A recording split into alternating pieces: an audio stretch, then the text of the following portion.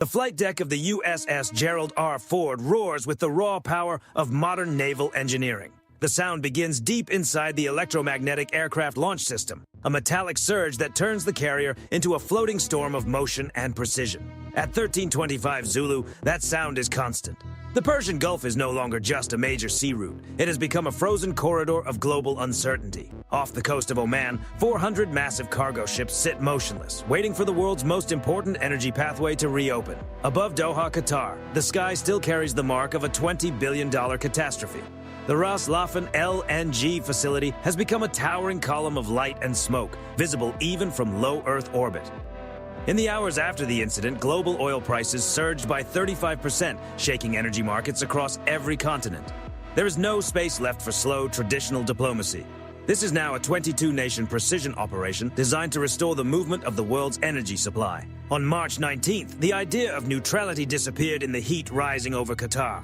The United Kingdom, France, Germany, Italy, Japan, and Australia have merged their sensor networks into one unified American-led command structure. Two major carrier strike groups, led by the USS Gerald R. Ford and a Nimitz-class carrier, have taken position near the mouth of the Strait of Hormuz. Around them, Arleigh Burke-class destroyers and Allied frigates form a shield of Aegis-equipped steel, pushing the defensive perimeter to the edge of Iranian territorial waters. The logic is cold and direct. If the world's energy artery is blocked, the world will act together to reopen it. The message sent to Tehran was not a request. It was a notice of arrival. Japan, a country that receives nearly 90% of its crude oil from this region, has stepped beyond decades of naval tradition and placed its ships directly into the operation. Its advanced destroyers are now integrated with the American Strike Group, adding another layer of air defense and turning the skies above the strait into one of the most closely protected airspaces on Earth. By the time a third U.S. carrier group began its transit, supported by 2,500 combat-ready Marines aboard an amphibious assault ship, the balance of power had already shifted. The United States spends billions to keep these sea lanes open so that energy prices remain manageable for American families. Do you think that investment is worth it? Share your thoughts below. We read every comment. The first major phase begins in the dark, pressurized silence beneath the waves. The strait has been filled with smart sea mines, devices able to recognize the acoustic difference between a civilian tanker and a military frigate.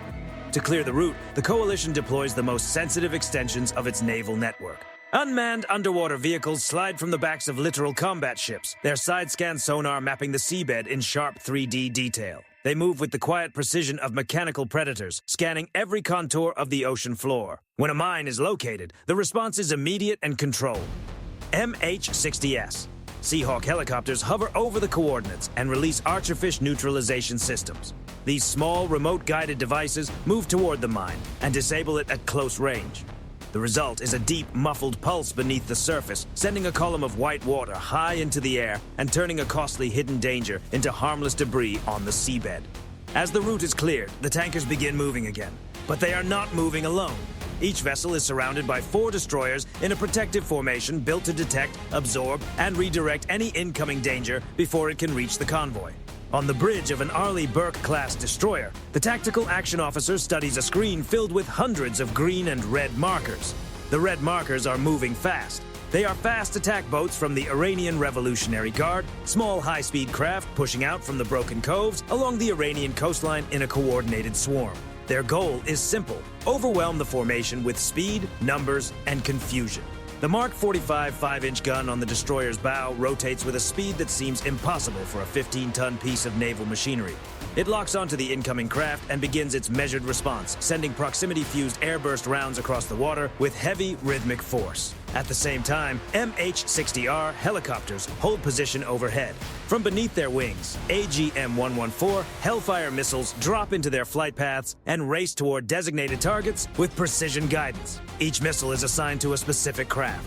Each helicopter, ship, sensor, and operator is connected through the same integrated battle network. Within 6 minutes of the first swarm attempt, a dozen fast boats are out of action, leaving only dark trails across the surface of the Gulf. The network has matched every threat with a response in real time, reducing delay and turning the entire formation into one coordinated defensive system. Beneath the surface, the search for Ghadir-class mini-submarines is just as intense. These vessels are small, roughly the size of a school bus, and built to hide inside the noisy, layered waters of the Strait. The thermal layers, currents, and heavy maritime traffic all help conceal their movement. But the coalition has prepared for that. The water has been seeded with a wide field of sonobuoys, floating sensors that listen for the smallest changes in the underwater environment. Together, they create a digital net of sound across the strait. When one of the mini submarines moves, it disturbs that net. 40 miles away, an Aegis destroyer receives the data instantly. ARUM-139 anti-submarine rocket launches vertically from its cell, climbs into the sky, and races toward the submarine's last known position. Once it reaches the area, it releases a Mark 54 torpedo by parachute. The torpedo enters the water, activates its own sonar, and begins searching independently. From that moment, the underwater contest becomes a matter of speed, sensors, and engineering. The mini-submarine has only seconds to react before the Mark 54 closes the distance and removes it from the fight. While the surface fleet secures the shipping lanes, the sky belongs to the eyes of the network. High above the reach of short-range air defenses, the RQ-4 Global Hawk and the E-2D Advanced Hawkeye direct the operation like conductors guiding a vast mechanical orchestra. The E-2D Advanced Hawkeye may be the most important aircraft in the airspace. Its AN/APY-9 radar gives the coalition a wide, powerful view of the region, tracking distant aircraft, small surface targets, and missile systems long before they become an immediate danger. It detects Iranian Noor and Kausar anti-ship missile batteries before those systems can fully activate their own targeting sensors. In this network, the Hawkeye does not just observe, it directs. It can pass a target to a missile launched from a ship that has not even turned on its own radar. The target is found by one platform, assigned by another, and engaged by a third. That is what makes the system so difficult to counter. Then the next phase begins. From the carrier decks, F-35C Lightning II stealth fighters move toward the heart of the Iranian defense network. To radar operators along the coast, the sky appears empty. The aircraft's radar signature is incredibly small, and at high speed, it gives defenders almost no time to understand what is approaching. The pilots do not use open radio chatter. They do not need to. Their aircraft share information through secure data links, passing sensor feeds, targeting updates and threat warnings silently between each other and the wider coalition force. The integrated battle network shares target data through a low probability of intercept link, moving information silently from aircraft to ships to command centers. The first priority is the nervous system of the opposing force, the coastal radar towers. The F-35Cs release AGM-88G AARGM-ER missiles, weapons designed to follow radar energy back to its source. They do not need the radar to stay active forever. Once the signal has been detected, the missile can continue toward the last known location using its onboard guidance systems. Across 6 coastal sites, the strikes arrive almost at the same moment. In less than a minute, the coastal defense network loses its eyes. With the radar coverage disrupted, F/A-18E/F Super Hornets move in next, carrying GBU-31J DAM satellite-guided bombs. These 2,000-pound precision weapons are directed toward reinforced drone launch facilities hidden inside the Zagros Mountains. The sites were carved into rock and designed to withstand a standard attack, but the JDAMs are built for accuracy and deep impact. Released from 30,000 feet, each weapon guides itself toward the entrance of a hardened drone hangar, striking at a steep angle with carefully calculated precision. The impact brings the tunnel structure down on itself, sealing the facility beneath layers of stone and reinforced concrete. The drone fleet inside is taken out of the operation before it can ever reach the launch stage. While the carrier aircraft work along the coast, destroyers in the Gulf add their own long-range reach. From the vertical launch cells of Arleigh Burke-class destroyers, BGM-109, Tomahawk land attack missiles rise into the sky on columns of fire. The Tomahawk flies like a low-altitude unmanned aircraft, following the terrain at high speed to reduce the chance of detection. Each one carries a powerful warhead and is guided toward command and control facilities far inland. The logic of the network is simple. To stop the fast boats at sea, the coordination centers directing them must be removed from the equation. The strikes focus on communication hubs, command rooms, and hardened facilities that allow the operation to function as one connected force. Each impact cuts another link in the chain.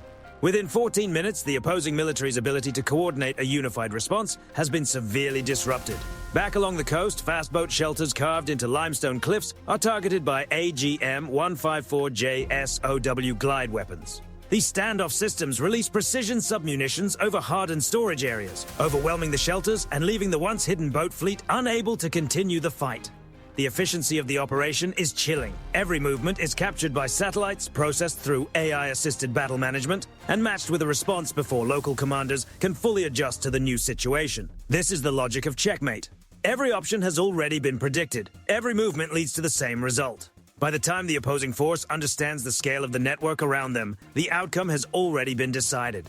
On the deck of the USS Gerald R. Ford, the tempo never slows. The carrier functions like a precision-built machine. As soon as a jet lands, crews move around it with practiced speed, refueling it, rearming it with GBU-38J DAMs, and preparing it for another launch. The sortie rate is far beyond what older carriers could sustain. The electromagnetic catapults can send a heavy fighter into the air every 45 seconds, turning the flight deck into a continuous cycle of launch, recovery, and redeployment. Farther away, in the Red Sea, Houthi-aligned forces attempt to create a distraction. They launch a series of Iranian-supplied anti-ship cruise missiles toward passing commercial vessels. But the reach of the integrated battle network is not limited to the Gulf. Sensors, satellites, aircraft, and ships across the region are already connected. The moment the launches are detected, the system begins assigning intercept paths, warning nearby vessels, and moving defensive assets into position. A P-8A Poseidon patrol aircraft, flying 100 miles from the danger zone, detects the launch almost immediately. It does not engage directly. Instead, it passes the coordinates to the USS Carney, an American destroyer positioned within range of the threat. Seconds later, the destroyer launches an RIM-162 ESSM. The interceptor races toward the incoming target and meets it while it is still climbing. Far from the commercial vessels it was meant to intimidate. The distraction fails before it can become a real disruption. The coalition's nervous system is simply too wide, too connected, and too fast to be thrown off balance by a single move. By day 14, the barrier across the Strait of Hormuz has been broken apart. The 400 cargo ships are moving again, their engines rumbling as they pass the remains of what had once been Iran's coastal defense network. The IRGC, once considered one of the region's most unpredictable asymmetric forces, has now been formally blacklisted by 33 nations. Inside Tehran, the so-called axis of resistance is facing a reality it never expected: a sudden collapse in resources, influence, and strategic confidence. The state's old promise to its people, security and stability in exchange for obedience, is falling apart. Access to basic food supplies and clean water is under pressure because the leadership chose to gamble with a blockade it could not sustain. The strategic support Iran expected from Beijing and Moscow has turned into silence. Both powers are watching from a distance, unwilling to risk their own fleets against a 22-nation coalition built around sensors, precision, and overwhelming coordination. China, in particular, cannot afford a direct confrontation with a coalition that controls the very sea lanes its economy depends on. The message is clear: no partner is willing to pay the price for a failed gamble that shook global energy markets. The coalition's success is not only military, it is also a demonstration of return on investment. The cost of the precision weapons used in the operation is small compared to the $20 billion in damage caused by the crisis, and even smaller compared to the trillions in global trade that were at risk. The world has made its calculation. The cost of doing nothing was far higher than the cost of restoring the flow of commerce. Iran's leadership believed that by closing the gates of the Strait of Hormuz, it could force the global economy into panic and bring world powers to the negotiating table on its terms. But they misread the system they were challenging. The global economy has a security shield. It does not move slowly, it does not wait for permission. And once activated, it is designed to find the pressure point and remove it. For the Iranian Revolutionary Guard, this has become a strategic disaster. Years of planning, billions in equipment, and the image of regional power have all been shaken in a matter of days. They are now boxed inside their own waters, under an air and sea umbrella that watches every movement and responds instantly. For the 22 nations of the coalition, this was a demonstration of the sequence principle. Logic, technology, and perfect coordination can overcome raw force and asymmetric tactics every time. Global oil markets are beginning to stabilize. Tankers are moving again. Energy prices are slowly returning from crisis levels toward reality.